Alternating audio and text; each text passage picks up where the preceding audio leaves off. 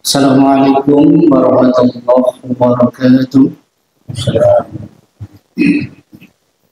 Innal hamdalillah nahmaduhu wa nasta'inuhu wa nastaghfiruh wa na'udzu billahi min shururi anfusina wa sayyiati a'malina. May yahdihillahu fala mudilla lahu wa may yudlilhu fala hadiya lahu. أشهد أن لا إله إلا الله وحده لا شريك له وأشهد أن محمدا عبده ورسوله لا نبي ولا رسول بعده. وقال الله تعالى أعوذ بالله من الشيطان الرجيم بسم الله الرحمن الرحيم يا أيها الذين آمنوا اتقوا الله حق تقاته ولا تموتن إلا وأنتم مسلمون. يا أيها الذين آمنوا اتقوا الله وقولوا قولا سديدا يصلح لكم أعمالكم ويغفر لكم ذنوبكم ومن يطع الله ورسوله فقد فاز فوزا عظيما. فإن خير الحديث كتاب الله وخير الهدي هدي محمد صلى الله عليه وسلم وشر الأمور محدثاتها وكل محدثة بدعة وكل بدعة ضلالة وكل ضلالة في النار. Ma'asyiral muslimin, jamaah salat maghrib Mushola Al-Furqan Desa Woloan ingkang dirahmati dumateng Allah Subhanahu wa taala. Alhamdulillah, dalam kesempatan hari ini kita ditakdirkan oleh Allah Subhanahu wa taala saged nyelampahi kewajiban salat maghrib kanthi berjamaah, diteruskan tolabul ilmi, kegiatan rutinitas kajian pada hari Rabu yang diadakan oleh Majelis Tabligh Ranting Muhammadiyah Woloan.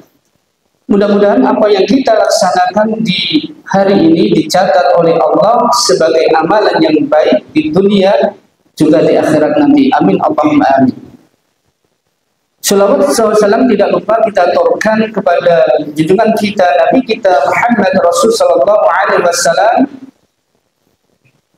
yang mana beliau Rasul Sallallahu Alaihi Wasallam menjadi figur satu-satunya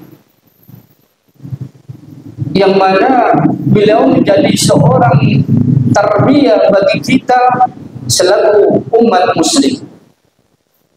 Kalau kita dapat mengenang bagaimana sejarah sebelum Rasul Sallallahu Alaihi Wasallam diutus di muka bumi ini, begitu hebatnya perilaku manusia yang tidak bermoral, perilaku manusia yang tidak beradab. Tapi alhamdulillah, setelah datang seorang ta'adib, seorang tarbiyah pendidik kangge kula lan panjenengan sami untuk kita semua sebagai umat muslim,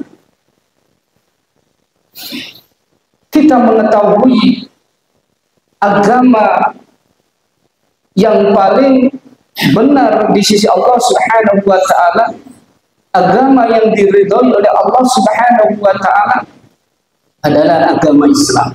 Maka sepatutnya kita bersolawat kepada junjungan kita Nabi kita Muhammad Rasul Sallallahu Alaihi Wasallam dengan mengucapkan Allahumma sholli ala Muhammad. Ma'asyiral muslimin, para bapak yang berbahagia, izinkan kami di sini menyampaikan satu materi yang mana materi ini adalah berkaitan tentang kebiasaan yang mana kita sebagai umat Islam sesuatu yang biasa tetapi mengkhawatirkan. Bahkan sering sekali kita berbuat, berperilaku, bahkan di dalam hati ini, dalam batin ini, ada indikasi yang namanya penyakit yang disebut dengan penyakit nifaq. Allah Subhanahu wa ta'ala telah menjelaskan di dalam Al-Quran, A'udzu billahi minasyaitonir rajim, Bismillahirrahmanirrahim, Innal munafiqina humul fasiqun. Sesungguhnya orang-orang munafik itu fasik. Maksudnya dia mengetahui sesuatu yang benar datangnya dari Allah. Dia mengetahui sesuatu yang benar yang dicontohkan oleh Rasulullah. Tetapi dia tidak melakukan. Bahkan sampai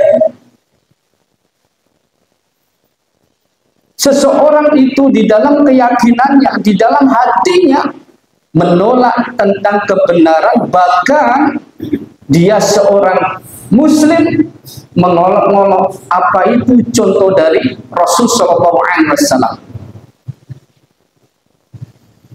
Penyakit ini sangat mengkhawatirkan bagi sendi-sendi kaum muslimin yang seringkali berbuat, beramal, bahkan di dalam itikadi, di dalam keyakinan pun. Kalau kita mengetahui asal kata dari nifaq, itu berasal dari kata nafaq atau nafaqo yunafik nifaq. Di dalam tafsir Al-Misbah, kata nafaqo itu adalah sebuah rumah hewan ingkang nami yarbu, semisal tikus. Jadi rumah hewan itu sebuah lubang, yang mana lubang itu ketika hewan itu dicari, maka hewan itu akan pindah ke lubang yang satunya. Ketika dicari, kembali lagi ke lubang yang satunya. Pendek kata, tiang-tiang ingkang nifaq itu di dalam pikiran, di dalam hati tidak sesuai dengan apa yang piyambak inggih menika katakan, perbuatan, pikiran tidak sesuai dengan hati dan nuraninya. Dan ini sering sekali menjangkiti kaum muslimin pada umumnya.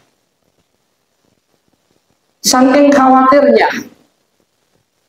sebuah contoh apa yang dikatakan oleh seorang tabi'in ingkang nami Abdullah bin Abu Mulaikah. Piyambak niku ngertos, dia melihat, dia berkata, seorang tabi'in ini, kulluhum yakhafuna nifaq ala anfusihim. Aku mendengar, aku melihat seluruh para sahabat itu takut ajring wedi kena penyakit sing arane nifaq. Ma minhum min ahadin yaqul, dan para sahabat tidak beranggapan, piyambak niku tidak beranggapan bahwa dirinya adalah orang yang paling baik, Coba bayangkan sahabat itu ajre wedi kena penyakit nifak sing disampaikan sing ngertos iku wau inggih menika Abdullah bin Abu Mulaikah seorang tabi'in, tapi piyambake sahabat iki seseorang yang tidak menganggap piyambake iki paling apik, padahal sahabat niku pertama kali ngerti syariat ajaran agama Islam yang disampaikan oleh Rasulullah SAW. Ilmu para sahabat dibandingkan kita semua tidak ada apa-apanya. Bening hati para sahabat kali golongan panjenengan sami kita semua sebagai umat Islam tidak ada apa-apanya. Tapi para sahabat kabeh sahabat semua itu takut kena penyakit sing arane nifak. Kenapa piyambake kok ajre saking wedine kena penyakit kados ngoten wae. Jadi monggo nggih kesempatan kula lan panjenengan sami kados ngeten iki. Jadi sing diwedeni sahabat ibu kena penyakit sing arane nifak itu karena bahayanya bukan main. Padahal Rasul Shallallahu Alaihi Wasallam sendiri sudah menyampaikan terindikasinya orang-orang terjangkit penyakit nifak niku ada beberapa di dalam hadis. Yang pertama yaitu ayatul munafiqi salas, idza kadzdzaba kadzdzaba wa idza wa'ada akhlafa wa idza tu'mina khon. Yang pertama yang disampaikan oleh Rasul Shallallahu Alaihi Wasallam bahwasanya orang-orang yang terindikasi terkena gangguan penyakit sing arane nifak yang pertama adalah idza kadzdzaba atau tiyang kuau ketika piyambake wican tenan utawi piyambake ngomong berbicara niku dusta. Tetapi dustanya tidak hanya dusta kepada manusia, ada 3 dustanya. Yang pertama dusta kepada Allah, dan itu bisa mengakibatkan piyambake inggih menika terjangkit kena nifak itikadi atau keyakinan. Yang kedua yaitu berdusta kepada Rasulullah, dan yang ketiga berdusta kepada sesama manusia. Mari kita paparkan dari satu demi satu. Yang pertama dusta kepada Allah Subhanahu wa Ta'ala.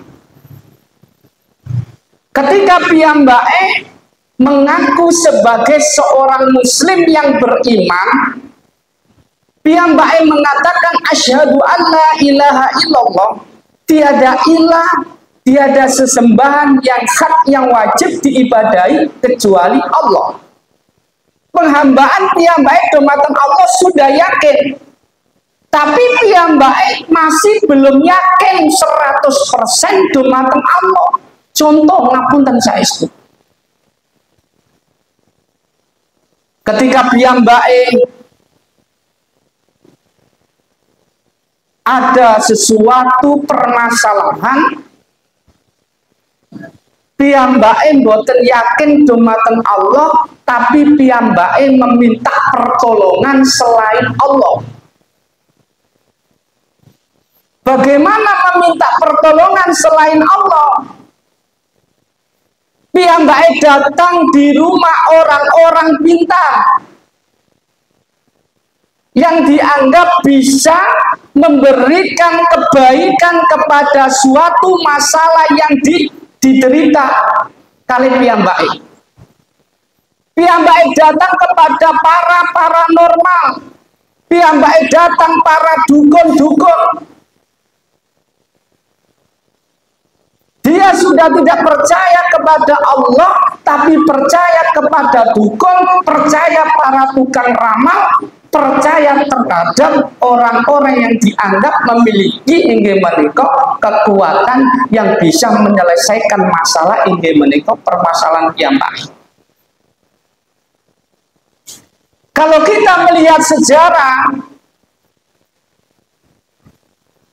pada suatu masa ketika nenek moyang kita pada waktu dulu sebelum memeluk Islam piyambake inggih menika agamanipun Hindu dan Buddha. Memiliki kepercayaan animisme dan dinamisme, percaya terhadap roh-roh halus, percaya terhadap benda-benda yang memiliki kekuatan gaib pada waktu itu. Setelah Islam masuk pada 7 abad Masehi, maka di tahun 1912 ada seorang tokoh ulama yang karismatik, sebut saja Bapak Kiai Haji Ahmad Dahlan. Piyambake membuat sebuah pergerakan yang namanya pergerakan tasdik atau pergerakan pembaruan pemurnian ajaran-ajaran agama Islam, yang di situ memberantas kepada orang-orang yang terkena gangguan inggih menika penyakit, dan penyakitnya adalah TBC, tahayul, bid'ah dan khurafat, kemusyrikan. Yang terjadi apa? Ketika kita menengok pada masa sebelum Islam masuk di bumi Nusantara, wajar masih percaya kados-kados ngoten. Tetapi ketika hari ini Islam sudah jaya, perkembangannya cukup besar, sangat pesat, tapi masih ada percaya kados-kados ngoten niku.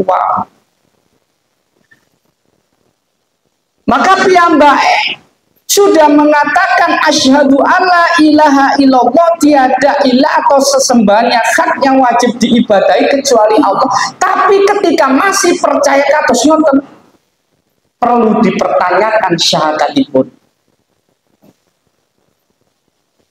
Contoh nih, ngapunten saestu.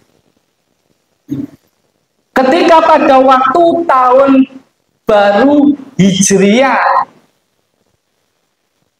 banyak sekali tiang-tiang yang beragama Islam, mengakunya beragama Islam, ngapunten saestu. Piyambake masih percaya terhadap yang namanya keris gaman-gaman. Ketika itu gaman itu memiliki kekuatan gaib.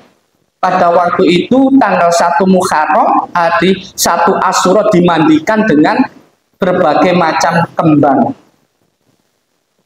Bahkan percaya terhadap binatang, dan binatang itu mempunyai keberkahan bagi piyambake yang meyakini.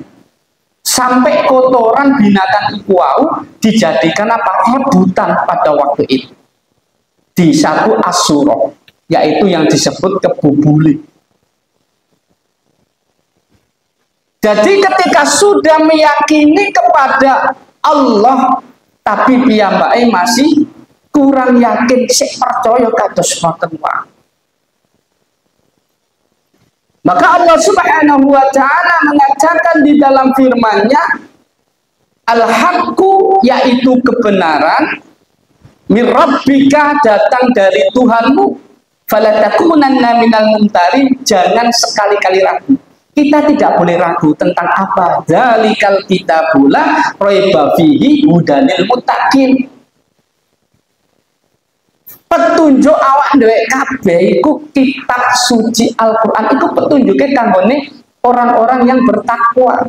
Jadi ketika kita memang bertakwa kepada Allah, ya petunjuknya Al-Qur'an, bukan petunjuknya orang-orang kafir, orang Yahudi, apalagi orang Hindu dan Buddha. Contoh masih percaya atas ngeten nggih, ngapunten saestu.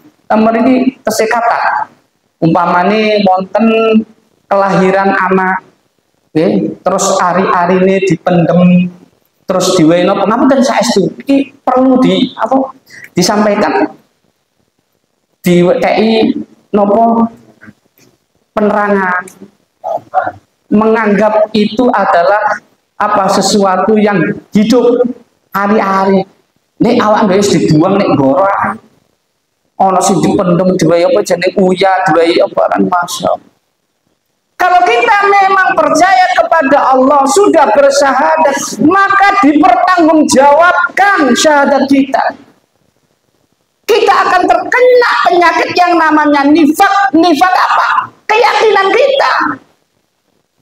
Berarti awak dhewe iki bujui mbari Gusti Allah. Wis yakin mbari Gusti Allah tapi percaya kados ngoten wae. Ngapunten saestu, rada keras ya nggih. Jadi kalau kerasa itu, tegang saya itu. Jadi perlu disampaikan karena kita ini sudah pergerakan kita ini sudah pergerakan tajdid, pembaruan, permurnian. Wis diresekno bari Ki Haji Ahmad Dahlan. Dalah lak Muhammad ya sik ngono. Iku Muhammad dadi tajake. Mulane perlu disampaikan. Muhammadiyah itu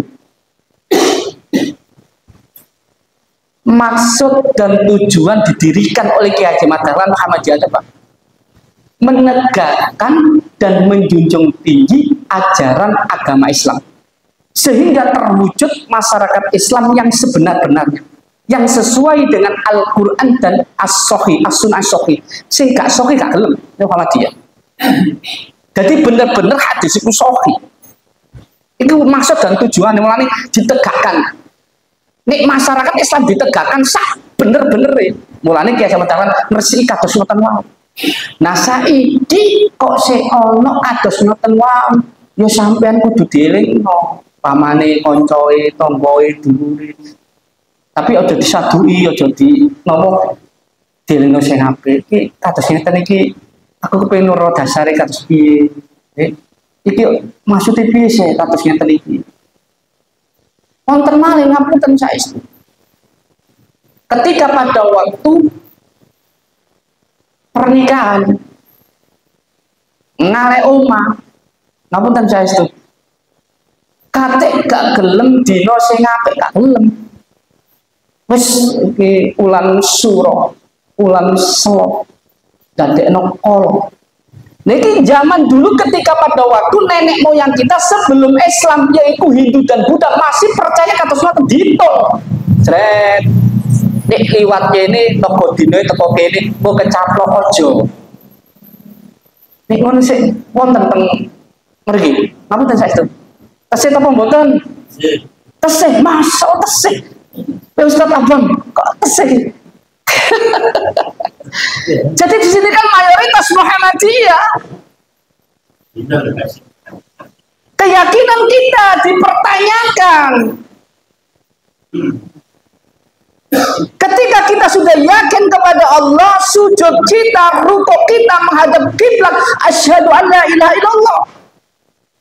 Tiada sesembahan yang hak yang wajib diibadahi kecuali Allah. Nah, sik percaya kados nyoten gak gugu palsu. Besok akan dipertanggungjawabkan di hadapan Allah.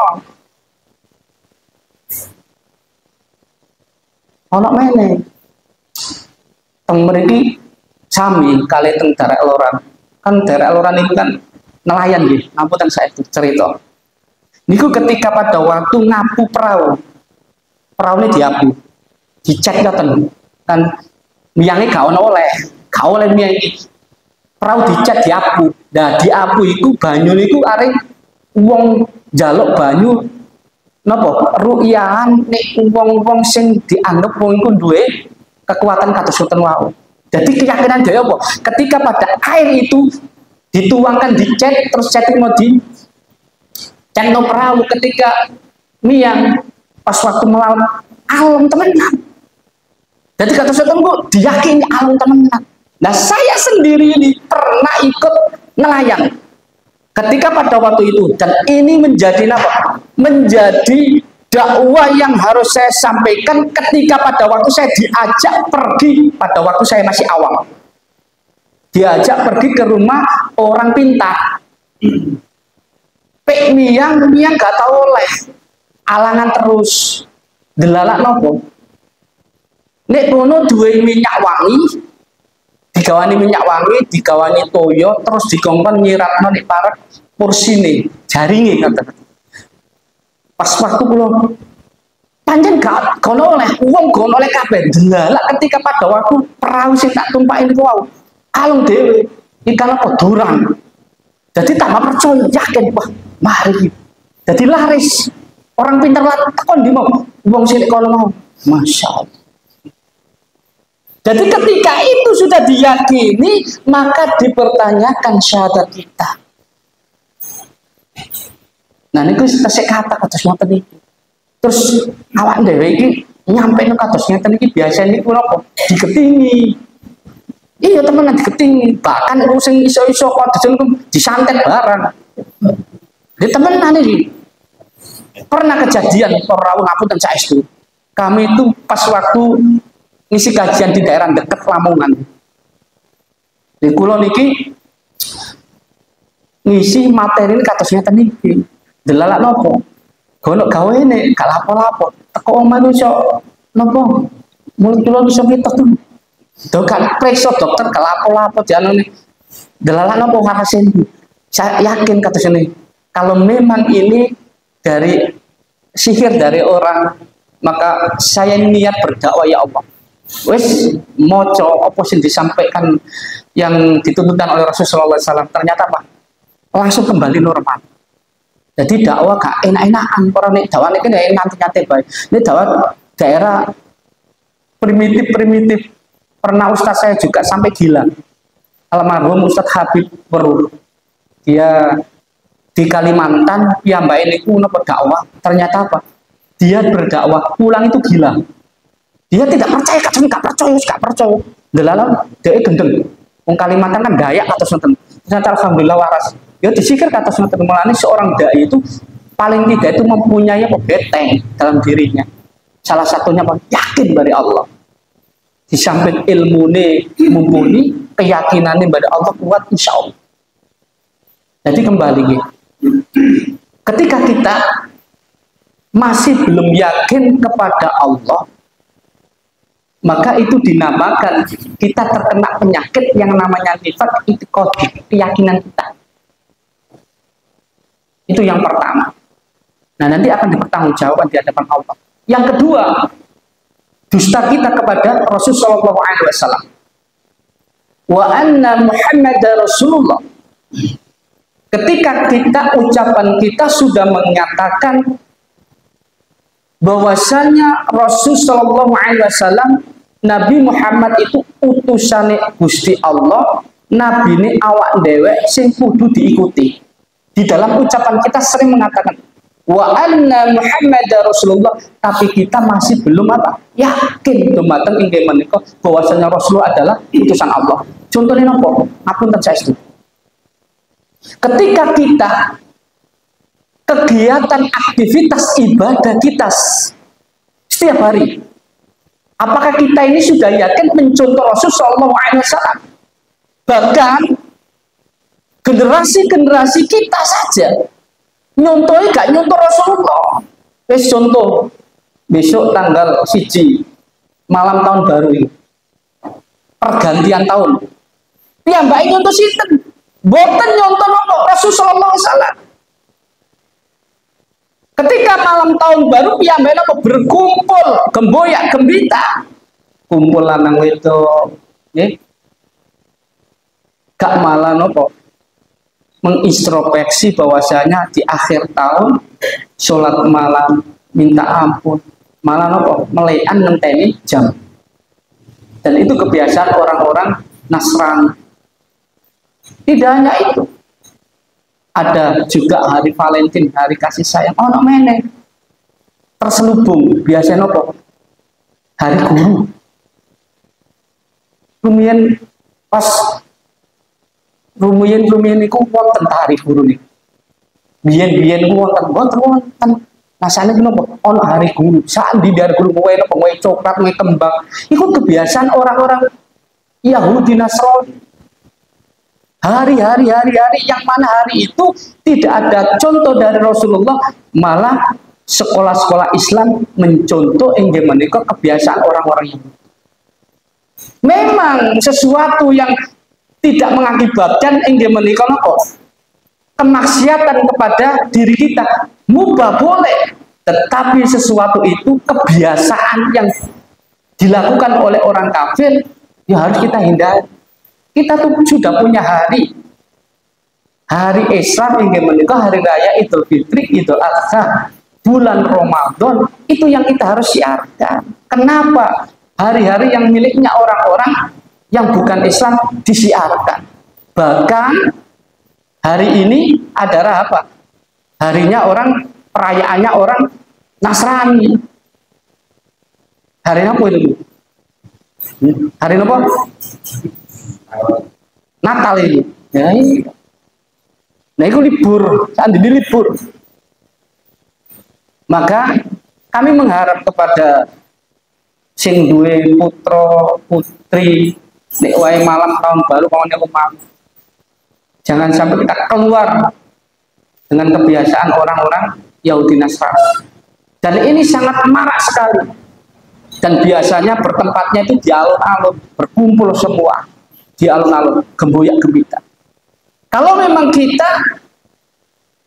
ucapan kita sudah mengucapkan wa anna Muhammadar Rasulullah, maka jangan kita ikuti. Kalau kita ikuti, bagaimana Rasulullah SAW mengatakan dalam sabdanya, man tasabbaha biqaumin fahuwa minhum. Barang siapa yang tasabbuh atau menyerupai, melok-melok, ikut-ikut kegiatannya wong-wong sing bukan teko contoh Rasul Sallallahu Alaihi Wasallam, maka dia termasuk golongannya, bukan golongannya Rasul Sallallahu Alaihi Wasallam. Dan besok akan apa? Dipertanggungjawabkan. Ketika kita di hadapan Allah Subhanahu Wa Taala menghadap kepada Rasulullah, apakah kita kumpul dengan Rasulullah? Kalau kita kebiasaan kita mengikuti orang Yahudi Nasrani, terus besok ketika pada Yaumul Qiyamah, kita ini golongnya siapa? Golongannya Rasulullah, Nabi Muhammad, atau golongannya orang Yahudi dan Nasrani? Dan ini yang dikhawatirkan oleh para sahabat ketika piyambake ajre wedi kena penyakit sekarang ini, Pak. Maka yang ketiga, idza kadzdzaba itu ketika apabila dia berbicara, dia dustanya dia kepada manusia. Pertama, dusta dia kepada Allah, dusta kepada Rasulullah, terus dusta kepada manusia. Kita ini makhluk sosial, pasti dan yakin di dalam kehidupan itu akan tidak sengaja ataupun sengaja, pasti di dalam ucapan kita ini pernah mengatakan yang namanya dusta. Itu khilaf kita. Tapi jangan sampai dusta itu dibiasakan ketika kita berbicara sesama manusia. Itu akibatnya apa? Sangat mengerikan. Sampai sahabat itu wedi kata suatu niku. Besok niku nek tiyang itu gampang melakoni kebohongan. Iku besok pada waktu piyambake di alam barzan itu akan dihukum. Nah, pada waktu itu Rasul Shallallahu Alaihi Wasallam itu diajak malaikat diperlihatkan penghuni alam barzah yang disiksa oleh Allah, yang mana mulutnya itu disobek sampai ke tengkuknya hingga mengeluarkan darah. Tanya Rasul Shallallahu Alaihi Wasallam, kenapa piyambake niku kok disobek mulutnya hingga mengeluarkan darah? Maka malaikat mengatakan piyambake niku pada waktu gesang urip ten alam donya niku piyambake dusta, dan dustanya itu menyebar dari ufuk timur sampai ufuk barat. Dusta piyambake kepada Allah, dusta kepada Rasulullah, dusta sesama manusia. Maka Allah menyiksa piyambake di alam barzah itu, disiksa, mulutnya disobek sampai ke tengkuknya hingga mengeluarkan darah sampai pada waktu hari kiamat. tidak hanya sekali itu disiksa Allah, sampai pada waktu hari kiamat. Coba bayangkan,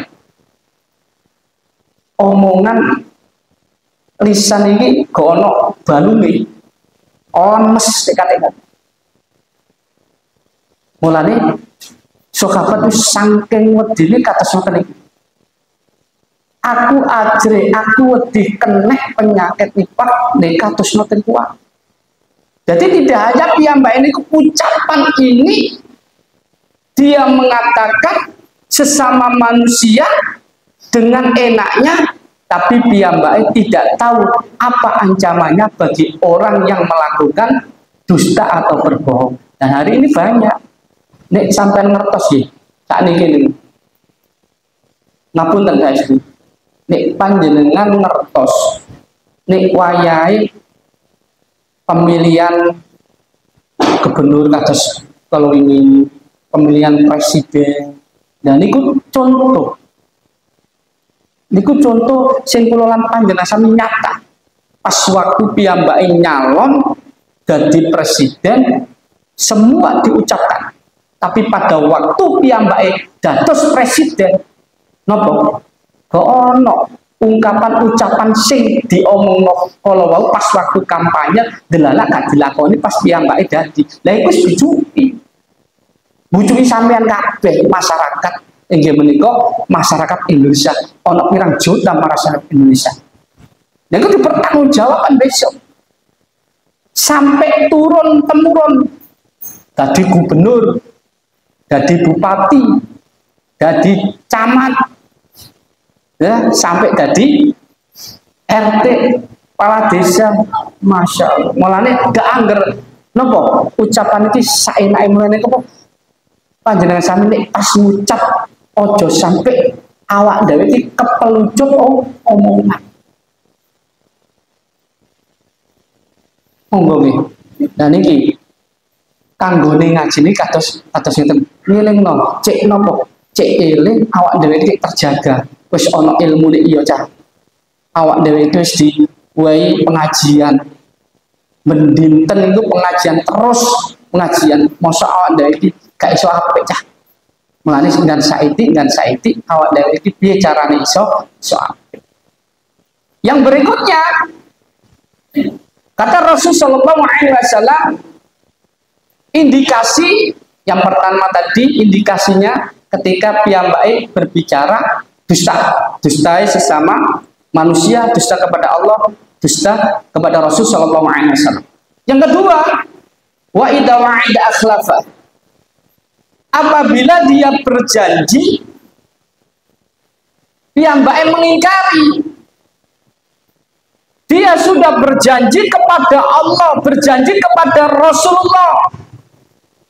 Setiap kali piyambake sholat, piyambake berjanji kepada Allah, berjanji kepada Rasulullah. Tapi apa yang terjadi? Piyambake sik janjine sik di sulayani. Contoh ngapunten saestu.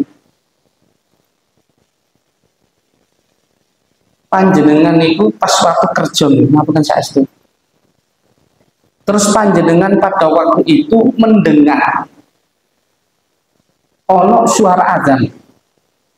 Terus panjenengan niku di dalam hatiku ada rasa wis azan ya. Apa kok sampean pas kering azan itu biasa kok. Ketika suara azan itu berkumandang sampean wah azan. Berarti kudu cepet-cepet awak dhewe iki menghadap kepada Allah. Karena sudah janji. Awak dhewe janji asyhadu alla ilaha illallah, itu adalah sebuah janji, ikrar kita kepada Allah. Sesembahan awak dhewe iki kabeh nikmat wis diwehi bari Gusti Allah. Terus panjenengan sami diceluk bari Gusti Allah seruan azan, terus panjenengan nopo? Kusik. Nanti kula lan panjenengan sami ketika pada waktu urusan dunia itu sampai mengalahkan urusan akhirat, kita menumpuk dunia terus kita melalaikan akhirat, maka salah satunya Allah Subhanahu wa taala mengatakan di dalam firman-Nya, wa amma man tagha wa atharal hayatad dunya fa innal jahima hiyal ma'wa. Siapa saja yang melampaui batas lebih mementingkan kehidupan dunia, maka neraka tempat tinggalnya. Karena apa? Kita sudah berjanji kepada Allah. Kita sudah berikrar kepada Allah. Asyhadu an la ilaha illallah. Tiada ilah, tiada sesembahan yang hak yang wajib diibadahi kecuali Allah. Tapi ketika kita dipanggil oleh Allah, sudah dicurahkan semua nikmat, segala nikmat oleh Allah. Tapi kita apa? Masih mementingkan kehidupan dunia, maka neraka tempat tinggal.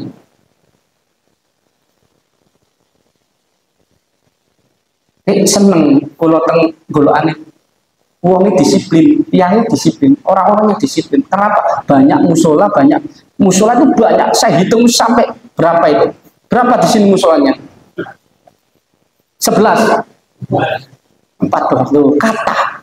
Jadi ketika azan itu bareng kabeh. Wes, nah ngono kok azan basak pun wake bareng kabeh guru masjid. Terus panjenengan apa? Eta gak ora gak ngurusi sing macul tetep macul. Sing dodolan tetep dodolan. Delok sampean sing pernah kaji, sing pernah umroh, pas waktu tepat waktunya sholat aku tuh kabeh.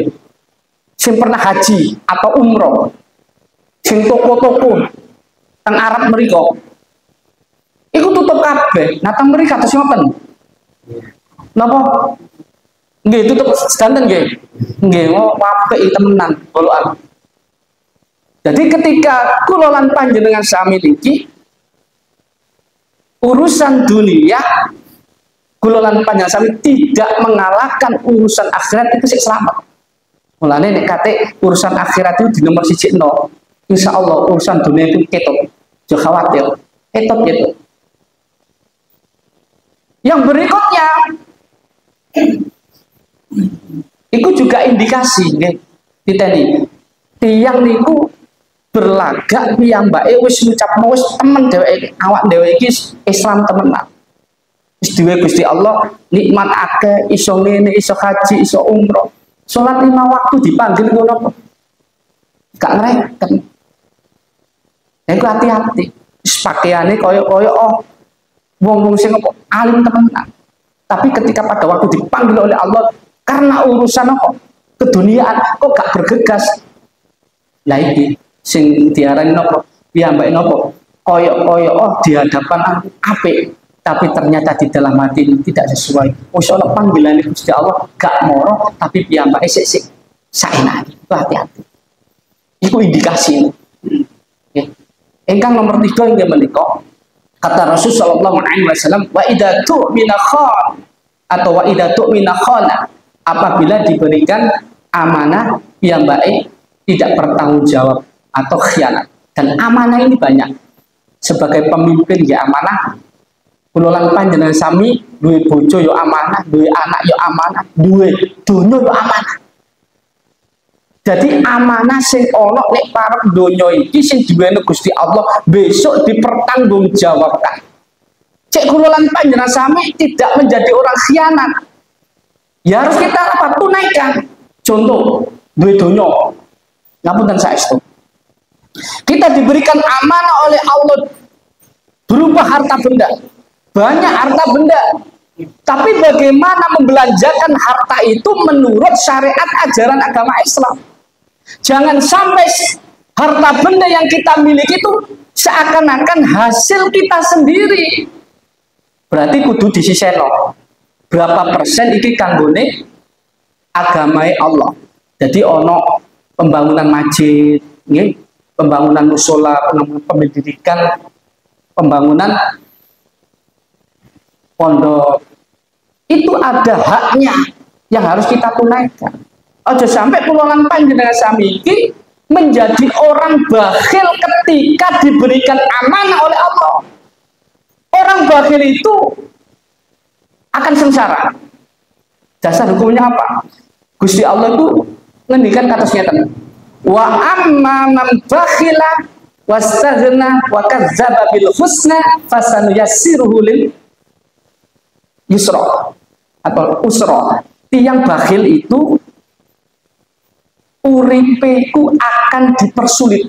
Berarti ewo nglakoni urip ewo. Ya Mbak. Berarti jalan hidupnya itu sulit. Mulane tiang-tiang ikan pelet medit. Uripe tambah ewo. Benten kali tiang sing lupa. Kata Allah itu wa man a'ta wa taqwa saddaqa bil husna fasanuyassiruhu lil yusra. Iku uripe ku enak. Gangsar.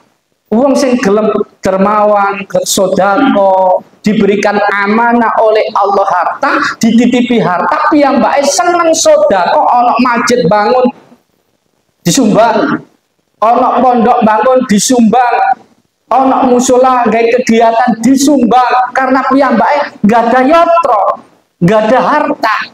Tetapi ketika piyambake diberikan amanah harta, terus piyambake boten purun membelanjakan harta untuk kepentingan syariat ajaran agama Allah, alias piyambake kikit, ya uripe kok dipersulit dari Allah terus. Nek duwe toko, tok tiang pun duwe napa? Dodolan, to mergawe, iku ewo terus ana masalah terus. Mbok piye masalah terus. Jadi tiang ingkang lembut diberikan amanah tapi piyambake bakhil. Apalagi piyambake diberikan amanah sebagai seorang pemimpin, dia tidak tunaikan apa yang diberikan oleh Allah amanah itu. Jadi pemimpin terus piyambake napa? Pemimpin sing gak tanggung jawab, khianat. Jadi merasa jadi pemimpin presiden, pemimpin paling cilik RT, pemimpin paling cilik meneng lingkungan keluarga hingga menikah seorang ayah menjadi pemimpin keluarganya. Jadi ini akan dipertanggungjawabkan. Atau menjadi diberikan anak, dititipi anak, terus bagaimana menunaikan biar tidak dikatakan khianat. Kita menjadi diberikan amanah anak, terus anak ini bicaranya menjadi anak sing apik, diarano sekolah sing apik di lingkungan Muhammadiyah, sekolah di Muhammadiyah. Di Muhammadiyah sendiri kan sekolahnya itu ada sekolah agama, ada sekolah umum. Muhammadiyah itu sekolahnya ada materi agama dan materi umum. Jadi komplit kita arahkan anak itu di sana, di sekolah-sekolah di Muhammadiyah yang berkaitan tentang masalah agama. Terus kita doakan. Terus Ustaz tanya, Ustaz, kalau anak saya itu sudah saya sekolahkan di agama, terus piyambake Ustaz dongakno ini, tapi kok sik nopo? Sik dadi anak sing gak tepak Ustaz, piye iki carane? Badal aku ndonga nangis sampai tetep ndonga mawon. Jadi doa itu akan dikabulkan seketika itu juga, atau panjenengan pas waktu sedo terus anak sampean dadi wong apik kajenengan. Jadi tidak mungkin ketika kula lan panjenengan sami ketika berdoa Gusti Allah ya pas ngabulno itu juga kena ugo, atau ketika kita sudah tiada. Jadi yang penting ndongakno anak sing apik. Aja sampe kula lan panjenengan sami dititipi anak terus sampe acut wis gak didongakno di sekolah sakerepe sing penting kok gratis. Saya enggak kata. Sekolah sing penting apa gratis. Gak ngerti sekolah ini apik tak ono. Kan gone agama apik ta ono delalak gratis e mawon. Umpamane ya saiki, nggih. Iya ta apa iya? Temen kan kita ngindi kados ngoten iki. Wong arane manusa kepengin apa? Kepengin sing enak, ya sing gak bayar, ya sing apik. Nek sampean kados ngoten ya mari kepengin dadi duwe anak sing napa? Sing apik ya guys, bayar piro cek piro. Nek kate sampean niat wis sekolah anak nek kono, masih mbayare larang, mbok bayare gak larang, wis diniatno sampean ndonga. Kok nek pas bayaran Gusti Allah ngepahi rezeki, mbok tekon ndi. Temenan aja sampai panjenengan mikir ya sementing gratis. Temenan iki. Kenapa? Kita masih ada tanggung jawab yang bisa mergawe, kecuali kita ini tidak bisa apa? Mergawe, gak iso mergawe. Nek se iso mergawe, yo niatkan mergawe kanggone anak, piye carane iso bayar sekolah. Jadi ketika amanah itu sudah diberikan oleh Allah kepada kita, biar kita tidak khianat, ayo amanah ini ditunaikan dengan baik. Nek gak ditunaikan dengan baik, maka yang terjadi apa hukumannya, apa ancaman? Besok pada waktu hari kiamat, para rawuh, tiang-tiang ingkang khianat niku akan dia Pak, ditusuk, terus ada bendera di pangkatnya itu, ada tulisannya piyambake khianat, terus dilemparkan oleh Allah di neraka yang paling dalam, di khori jahanam, neraka yang paling dalam. Terus piyambak itu nopo disuruh mikul amanah sing opo sing diweno Gusti Allah pas waktu nek donya dipikul, terus disuruh naik ke permukaan jahanam. Berarti kalau naik ke permukaan jahanam, ketika sudah nyampe dilempar nomeh. Jadi amanah itu disuruh mikul, terus disuruh naik ke permukaan jahanam, ketika sudah nyampe dilempar terus menerus kados ngoten niku. Bagi orang-orang yang tidak bisa menggunakan amanah itu dengan semestinya. Para nggih, monggo nggih. Saestu ayo sareng-sareng muga-muga kula lan panjenengan sami ini tidak tergolong orang-orang terindikasi kena penyakit nifaq. Amin Allahumma amin. Mengatakan yang sakit sampaikan, mudah-mudahan dados manfaat. Akhiri subhanallahumma wa bihamdika asyhadu an la ilaha illa anta astaghfiruka wa atubu ilaik. Assalamualaikum warahmatullahi wabarakatuh.